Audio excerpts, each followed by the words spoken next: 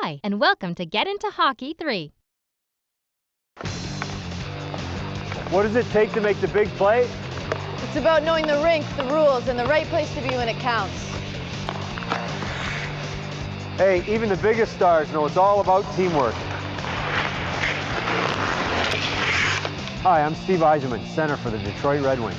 And I'm Jayna Hefford, a gold medalist, and I play for the Canadian women's hockey team. Now, Jayna and I have been playing this game for years, and we both know you can't play like a pro without knowing the basics. And on this CD, brought to you by Tide and Charmin, we'll be covering the essentials to help you build a better game. We'll start with the equipment you need to get you on the ice. We'll show you what to do if you play forward or defense. And once you have those positions in mind, we'll work with you on developing the plays you need to be able to move the puck up the ice to score. Now, we can't do this all by ourselves, so helping us out are our Tide and Charmin hockey players. And of course, there's Pat the Puck, who will be your guide. If you have any questions or need help, Pat's the one to go to. Now we've got the whole team in place. Let's get into hockey.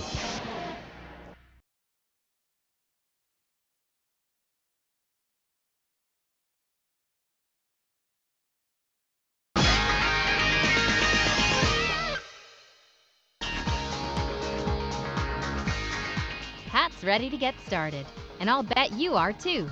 Just point your mouse at any one of those pucks up there, give it a click, and let's get going. You can click the pucks in any order you like. They're all cool. Proper equipment. Now it's time to talk about equipment, and nobody knows better than Pat the Puck how important it is to have the right equipment. After all, that's what protects you from sticks or fast pucks when you're out on the ice, and you'll be a lot safer and more comfortable playing hockey with equipment that really fits. The undergarments you wear under your equipment will help you avoid irritation of the skin from your equipment as well as absorb moisture from your body. They should fit comfortably, and you should make sure they're clean and dry each time you prepare to play hockey. Next are athletic supports and protective cups, which are sized to fit your waist. These supports are also known as jock straps for boys and Jill straps for girls. To fit your shin pads properly, make sure the plastic kneecap is centered on your own kneecap.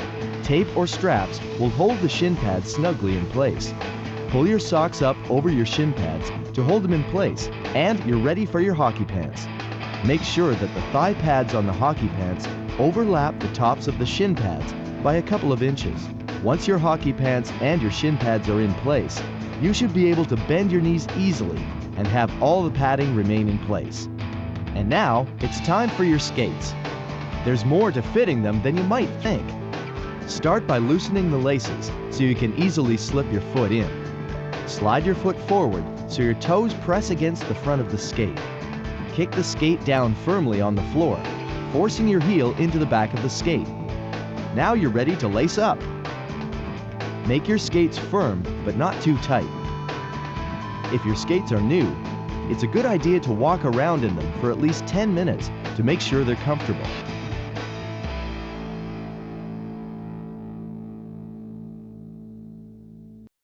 Now you're ready for your shoulder pads, elbow pads, throat protector, and jersey. When you put your shoulder pads on, the center of your shoulder should fit snugly into the center of the plastic shoulder cap.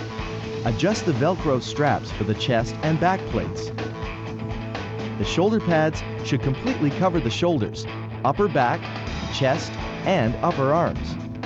Then, center your elbow in the cup of the elbow pad and strap it on so it won't slide when your arm is fully extended. Next, you'll need your throat protector. Choose a style that fits you well, then make sure it's fastened snugly. Once you've got all this equipment on, do a few bends and twists to make sure you have a full range of motion. You want to be safe out there on the ice. If you're feeling comfortable with your gear, then it's time to slip on your jersey.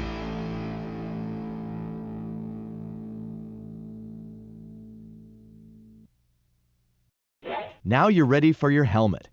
It's the most important piece of equipment you'll ever wear, so take time to choose one that fits you well and will protect you from head injuries. All helmets must be Canadian Standards Association approved. Look for the sticker on the back of the helmet, and then we'll add the face mask and mouth guard. Put on your helmet with the face mask in the flipped up position.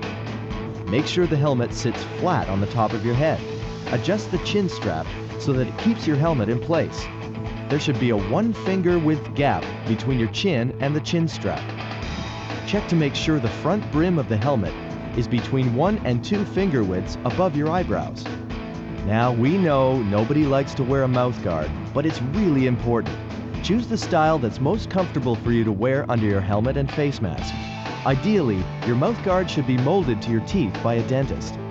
Pull the face mask down and into position and fasten the straps for the chin cup.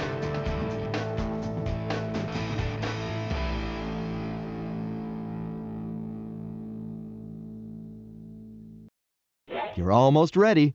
All that's left are the gloves and stick. Gloves should fit loosely over your fingers. You need to protect your hands and wrists, so make sure your fingertips don't reach all the way to the end of your gloves. Allow room at the ends of your fingers to cushion blows. Your gloves should have a lock thumb that cannot be bent backwards, and your elbow pads should fit into the top of the glove with no gaps. The last piece of equipment you need is a good stick. Are you right or left-handed? Be sure to get the one that's right for you. Sticks are available in junior and senior sizing. With your gloves on, grip your stick and stick handle to make sure the grip is comfortable. Then, hold the stick vertically in front of your body with the blade on the ground. The butt of the stick should touch your chin when you have your skates on. The butt of your stick must be covered with hockey tape to prevent injuries. That's it!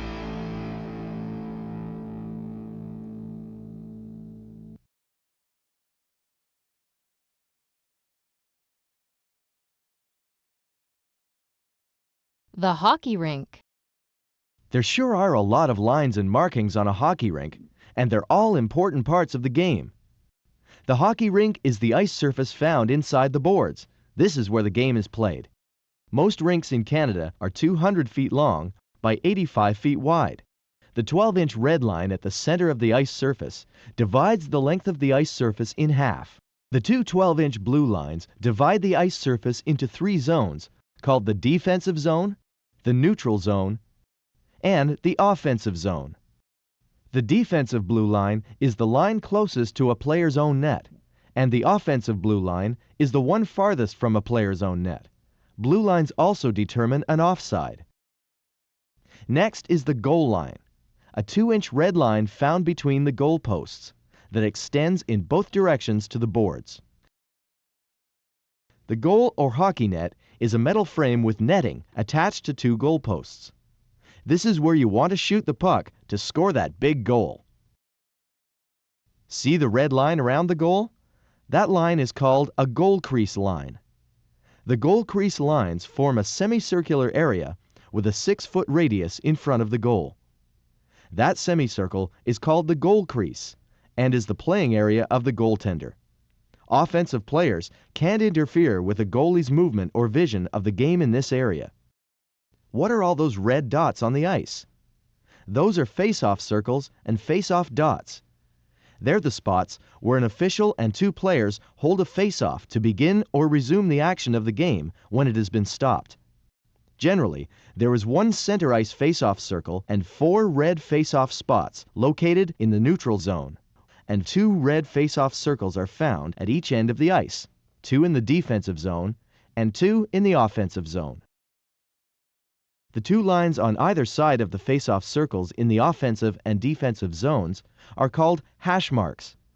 These lines are very important points for positional reference that players will use when trying to get the puck out of their zone. Player positions. Every player on a hockey team has a job to do, and you'll want to know just what your job is so you can do the most to help your team.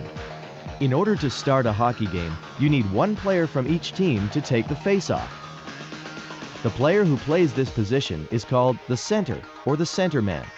The center is one of the 3 players who make up the forward line on a team. The other 2 forward line players are the right and left wingers. As the playmaker on the team, the center's job is to help the team score a goal by passing the puck to the wingers and getting into position to take a shot on the net. The center has more freedom to roam on the ice than any other player on the team. When the team is trying to score a goal, the center helps the wingers gain control of the puck, pass it on to an open player, and be ready for any rebounds that might happen. It's not just about scoring goals. Part of the center's job is to help out in the defensive zone by getting back to help break up the opposing team's play. In the defensive end of the rink, the center is responsible for helping the defenseman clear the puck. The right and left wingers also have more than one responsibility on the ice. When their team is on offense, the wingers skate on their side of the ice with the centerman, passing the puck back and forth to position them for a shot on their opponent's goal. When their team is on defense, the wingers help in their own defensive zone by guarding the opponent's wingers and defensemen. Defensemen are the two players who make up a team's defensive line. When the puck is in their end of the ice, the defenseman's job is to help the goalie to keep the other team from scoring. The left defenseman covers the left side of the ice surface, and the right defenseman covers the right side of the ice. Occasionally, they will skate into each other's territory, especially when the puck is in the prime scoring area or slot in front of their own net. The two defensemen work together to block shots, clear the puck from in front of their own net, and cover the other team's forwards. The defensemen are also responsible for starting the breakout from their end by passing the puck to the forwards. The defensemen follow the play into the offensive zone to help the forwards score a goal. One of the defenseman's most important jobs in the offensive zone is to try to keep the puck inside the blue line to prevent an offside.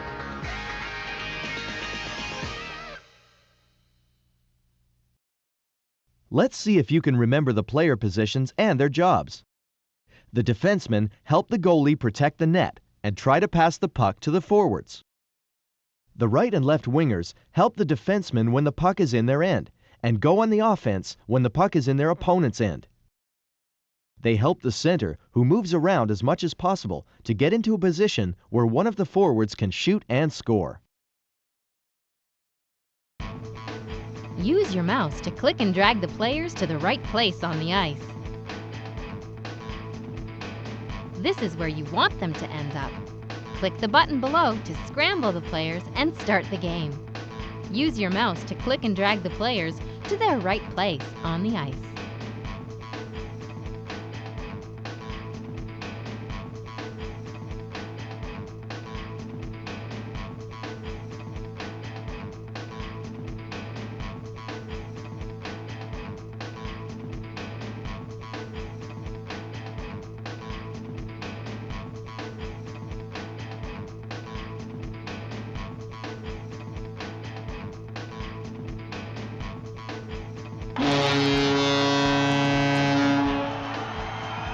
Pretty good. You can play on my team anytime. Getting started. Let's start the game. One of the most exciting parts of any hockey game is the face-off. The puck is dropped by an official between the sticks of two opposing players, usually the centers. The two players facing off stand on either side of the face-off dot, one stick length apart, with stick blades flat on the ice. The other players on the ice must stay on their side of the face-off dot facing their opponent's end. When a face-off takes place in a face-off circle, at center ice or in the offensive or defensive zones, no other players are allowed to enter the circle until the puck has been dropped by the official. At the start of the game, at the beginning of each period, or after a goal is scored, the face-off always takes place at center ice. But when the play is stopped and must be restarted for other reasons, the face-off takes place at the nearest face-off circle or spot. The centers from each team try to win the face-off by being the quickest to control the puck and pass it to one of their teammates. Winning a face-off means your team starts the play with the puck and can go on offense right away. Now, Pat, drop the puck. Okay, go for it.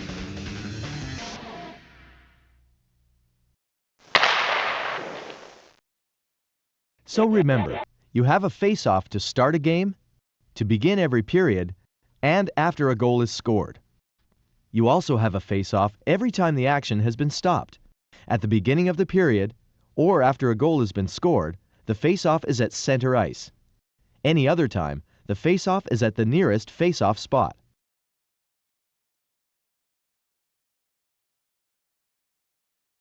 playing the game.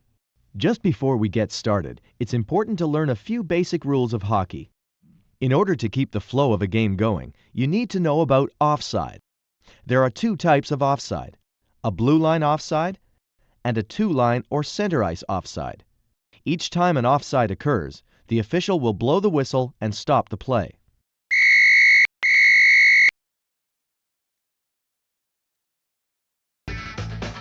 A blue line offside occurs and play is stopped when an attacking player enters the offensive zone by crossing the blue line before the puck. This means that you or one of your teammates has entered the offensive zone ahead of the puck. If you want to stay onside, remember that the puck must cross the opposing team's blue line before any of your team has entered the zone. If the puck leaves the offensive zone, all attacking players must also leave the offensive zone before the puck can be shot or carried back in. A two-line pass, or a center ice offside, is called when a player passes the puck to a teammate from inside their end of the ice, across their blue line and the center ice red line. The player receiving the pass must put at least 1 foot on his or her side of the red line before touching the puck to keep the play from being called offside. Offside is one of the most common reasons why the play is stopped in a hockey game. Remember, once the play has been stopped because of an offside call, the only way to get the game started again is to have a face-off at the nearest face-off dot.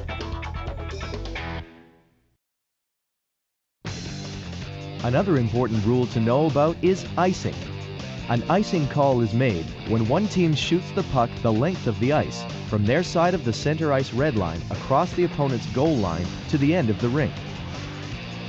If an icing does occur, the play is stopped and a face-off is held to restart the game in the defensive zone of the team that iced the puck.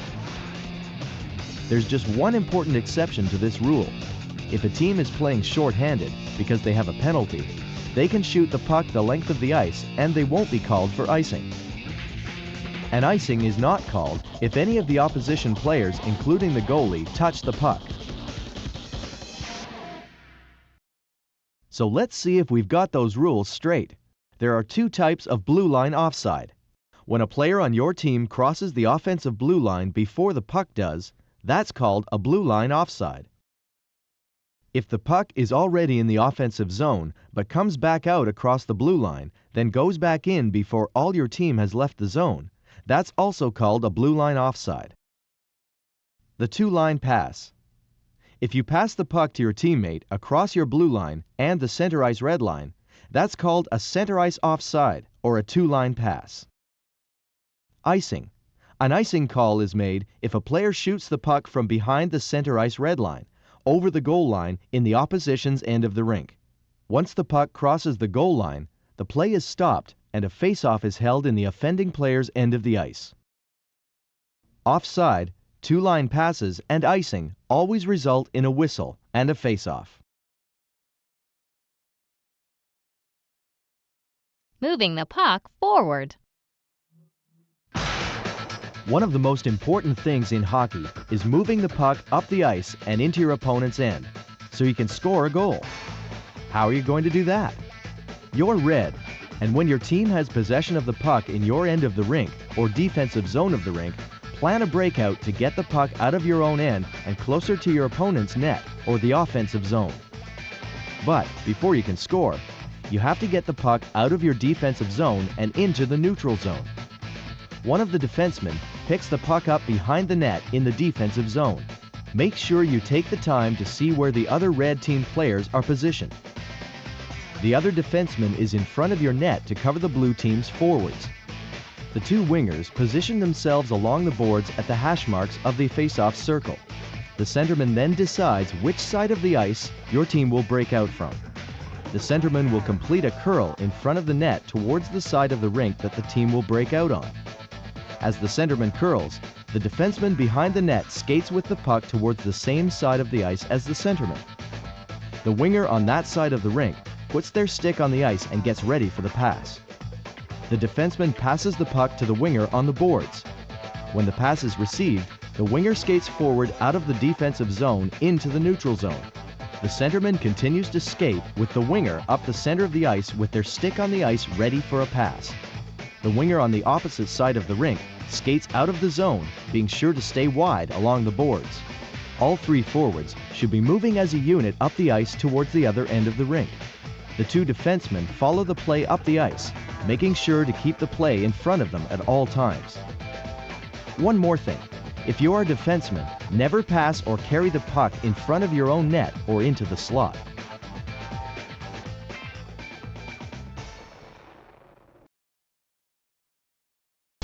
By the time your team reaches the neutral zone, the winger with the puck should have passed it to the centerman. Watch the center skate with the puck through the neutral zone. The center now has the option of either passing the puck to one of the wingers or carrying it into the offensive zone. The left winger and right winger skate on their side of the ice, and the left and right defensemen follow the three forwards as they move through the neutral zone. You guys are doing a great job. Hey, watch out for offside and keep your stick on the ice. Wow!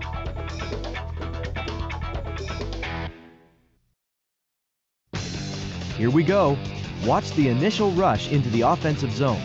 This could be the big chance to score. Watch the center skate with the puck and pass it to one of the wingers. The winger receives the pass, skates to the net, shoots, and scores. If you're a forward, you should skate to the net in case there's a rebound. Once the puck is in the offensive zone, the defensemen should position themselves just inside the blue line. If they play inside the blue line and their team loses the puck, they can try to keep the puck in the offensive zone, preventing a stop in play or an offside. Now, what happens if the puck goes into the corner of the offensive zone? Don't all go in at once. Somebody has to get into the open to receive a pass. The best way to set up a scoring opportunity in the offensive zone is to create a triangle. This means that the three forward players should position themselves to receive a pass in open ice. That's it.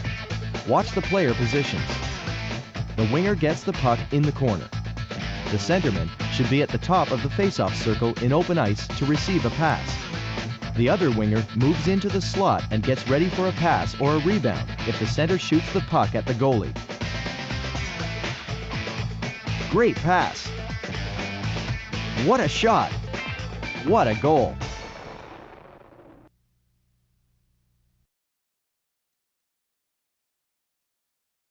Defensive positioning.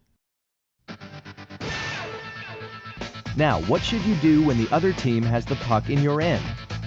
Let's start with the basic defensive setup needed to protect your goal when the other team has the puck in your end of the rink. The basic defensive setup in your end of the rink gives each player an area to cover and a job to do. Do you remember what the defenseman's job is? That's right, the two defensemen work together to clear the puck and players from in front of their own net, which is called the slot, and cover the other team's forwards. In order to do this properly, each defenseman must take responsibility for one side of the ice. If you're the left defenseman, this is your zone. If you're the right defenseman, this is your zone. Notice how both defensemen are responsible for covering the area in front of the net. The slot is the best place on the ice to score from, so the defensemen want to be sure to keep the other team's forwards out of this zone. But how can two defensemen cover the other team's three forwards? This is where the centerman comes in to help the defense. The centerman is responsible for helping the defense cover the other team's forwards in our end of the rink. What do the wingers do?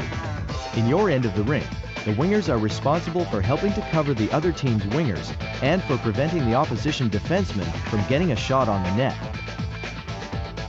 Notice how the area of responsibility for the wingers covers half the ice in our end of the rink.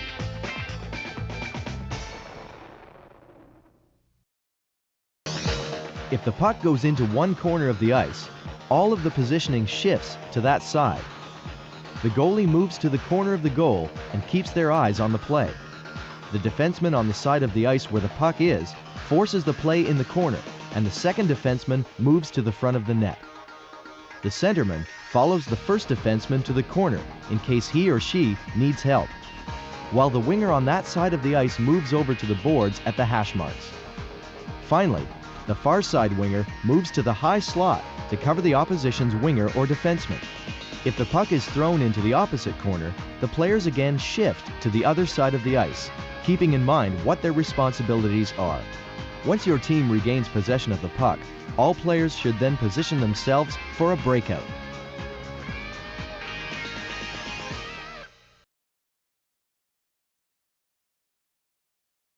Every great hockey player knows that if you can nail the basics, there's no limit to your game. So keep practicing and you'll see big improvements.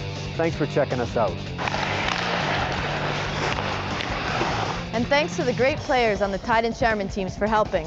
So, are you up for a game, Jayna? Hey, if you don't mind losing, you're on.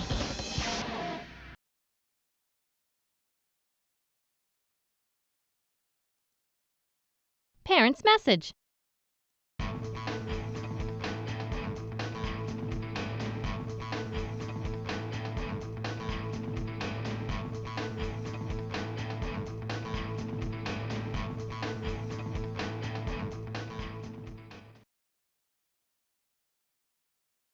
Are you sure you want to quit?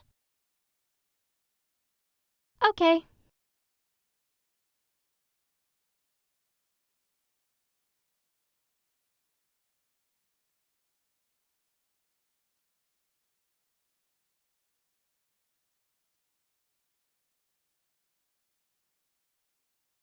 Bye now.